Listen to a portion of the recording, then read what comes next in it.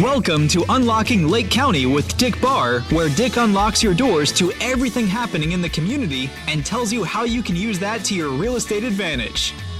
And now, here's your host, Dick Barr.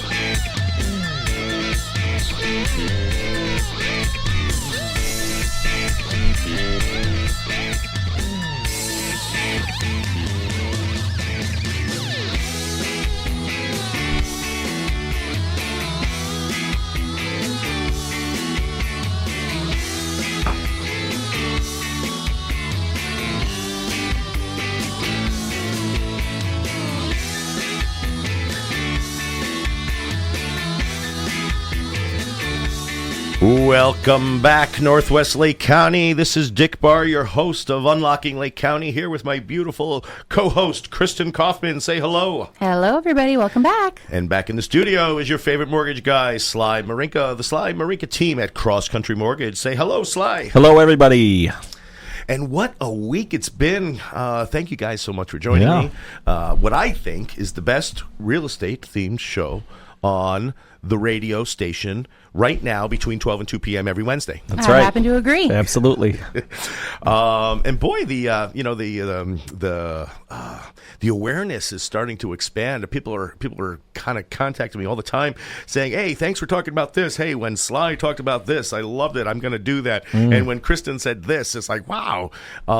So thanks everyone for listening. It's really encouraging and gives us a lot of ambition to keep it going and providing more and more value to the community, more and more value to the area's buyers, and more value to the area's sellers.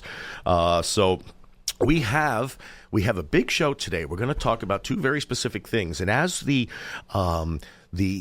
real estate market is starting to get towards a time of year where we start to see more activity drop off, we're going to talk about things you can do now to get your house ready to sell for top dollar. And we're also going to talk about how you as a buyer can improve your chances of getting your offers accepted. So we've got a lot of information for you. And of course, we've got the Market Minute where we're going to talk about what's happening in the real estate market in Northwest Lake County as well. We're going to get some real nice insights on the mortgage industry from Sly. And we're going to answer your questions and bust some myths. So welcome back. I know that was a mouthful. Any of you guys have any problems from the windstorms last night? I did not. I didn't even know it was happening. Really? Yeah. How about you? I didn't have any problems, but I definitely heard it. It was howling out there. Yeah. What's funny is every time we've had a major event where, like, we had that tornado warning a couple weeks ago and another major storm came in. I was driving when that happened. Oh, God. Crazy. Yeah, I was on my way to my mother-in-law's to go pick up my kids, and the sirens just started blaring, and it was the most bizarre thing. I'd never had that happen while I was just in the car out and about. And I rolled down my windows and I'm looking around and I'm like, this is eerie. It doesn't seem stormy, but the sirens are going off. And then my phone went off. I had the emergency system from Round Lake Beach that set off on my phone. And I was like, guess I'll drive fast. Like, what else am I going to do? Oh, yeah. Wow. I lived. That's scary. I survived. My challenge is every time we had one of those big events, I was like, okay, we got to take our canopy down because the wind's going to rip that apart. And we get the canopy down, and sure enough, as soon as it's down, it's like... no tornado, Yeah. which I'm grateful that's a for. good problem to have. Right. It's a good problem to have. Windstorm dies down. Last night, without warning, this thing crazy came flying through. It felt like a microburst. Yeah. I was out in the front watching my flagpole, just a 25-foot hard aluminum flagpole, just like going like bending, and my arms going like this, and those on the radio, sorry, you can't see it. It's going like this. He doesn't describe what it's going like. It's moving around a Swing lot. back and forth like a palm tree. They don't know that. Yes, thanks for the literary description there. Really putting people in the driver's seat of that experience. But anyway, it took my canopy on the back deck up. 3 of the legs flew up. It went 90 degrees vertical, and wound up breaking one of the bases. So, so got to get out the duct tape. Yeah. At least it didn't fly into anything like any windows or anything and break anything. Right. else. Yeah, no kidding. That would have been scary. Let me ask you guys, did you guys have any experience with the cell phone outages yesterday and the day before? No. So the last 2 days for me, but Verizon is my carrier, and it has been hit or miss, calls dropping left and right. And yesterday especially, it was awful. And I'm like, what is going on? I'm ready to throw my phone out the window. And Do you have a phone that has a name similar to a robot, or a phone with a name that is similar to a fruit? a fruit. Oh, yeah, not us. So there was a why. national, nationwide. it's probably No, not but why. it was Who it knows? was also people with robot Oh, phones okay. as well.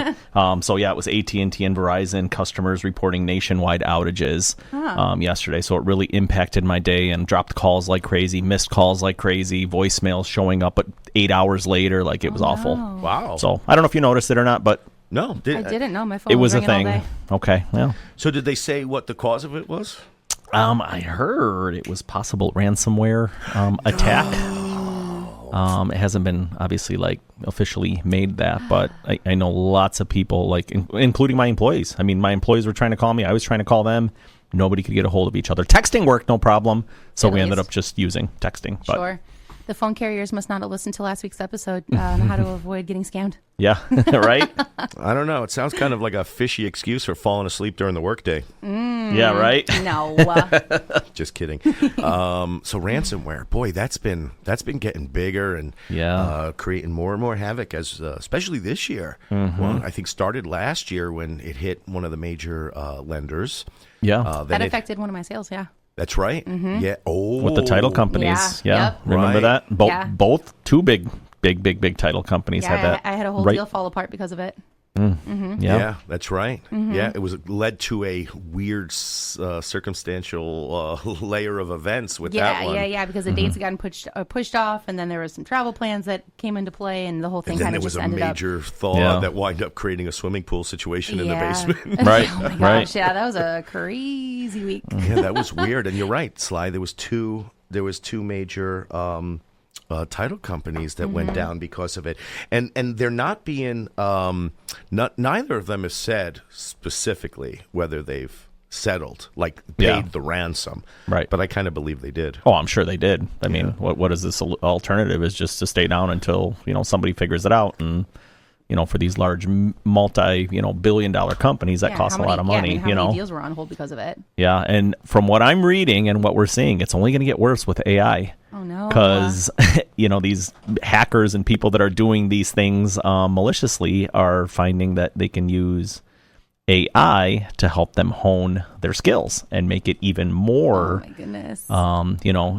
even more easy for them to attack and for them to get people to click on emails that they're not supposed to click on and links they're not supposed to click on and things like that. no. So, heads up, be careful out there. If you see anything suspicious, don't click. Yeah, don't click. I got a text message just this morning saying that I had a UPS package that was delayed, and I need to click on it to fill out my address, and it almost got me, right? I was almost like, do I have any packages coming? I might. Yeah. No, I don't think I do. I'm not clicking it. You know what? I'm not clicking it, and yeah, sure enough, it was Be careful for sure. The way I shop, I would never know if I had packages coming. I buy some stuff from AliExpress and Sure. from Wish and Yep. Temu. And so you might order that today, and 6 months later, a package show up. What did I order? I don't know. That's so funny. My wife yells at me, "What did you order now?" I don't know. I No, really you don't tell know. Yeah, you got to be careful. It is scary. The more and more we learn about AI, I see the benefits. I love AI at For its sure. best. For sure. So tell me why you love it. Why do I love AI? I mean, so I don't use it to its fullest potential yet. I mean, I don't think that any just normal person is able to really use it to its fullest potential because it's, I mean, just an endless amount of potential, right? But I use it for simple things like if I'm trying to keep to a certain diet for my family, I'll like type in like, write me a grocery list based on this set of parameters and try and keep it under this budget for the week based Really? on, yeah, I'll set up stuff like that. I ask it if I'm like having a particularly like disorganized week mentally, I'll like write down the set of tasks and I'll be like, set out the most optimal task list for me accomplishing this amount of stuff each day. Keep in mind I only have X amount of time per day, and I'll have it like set out like task lists for me, stuff like that. I use it for very like day-to-day stuff just to kind of streamline writing lists and getting checklists set out for myself instead of spending an hour sitting down trying to think of all the things and write them, even if I'm just having it do like the bulk of the work and then I go through and like edit it for what personally makes more sense for me, but I love using it for stuff like that. That's interesting. So based on that, so I would love it if, because I don't have the time to sit down there and type into it like, hey, tell me what to do today. I would love to, but Sure. What I'd love for it to do is interact with my notes platform, interact with my calendar, and interact with my Outlook task list, and say, hey, here's everything you've got going. Based on that, we need you to do this. So what you're doing, I mean, that's brilliant.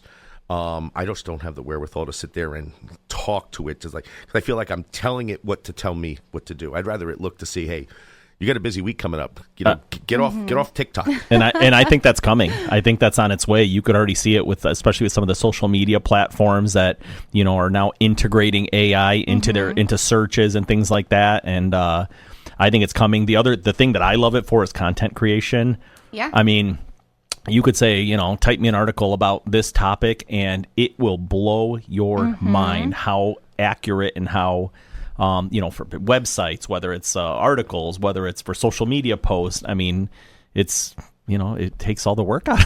It takes all the work out of everything. Using it as like a jumping off point if I'm trying to learn just like the umbrella version of something before I start doing my own research on something. So I'll be like, give me the cliff notes on whatever the subject is so I can like start to read something to start to inform myself. Because a lot of times, especially if you want to learn something totally new, you're like, where do I start?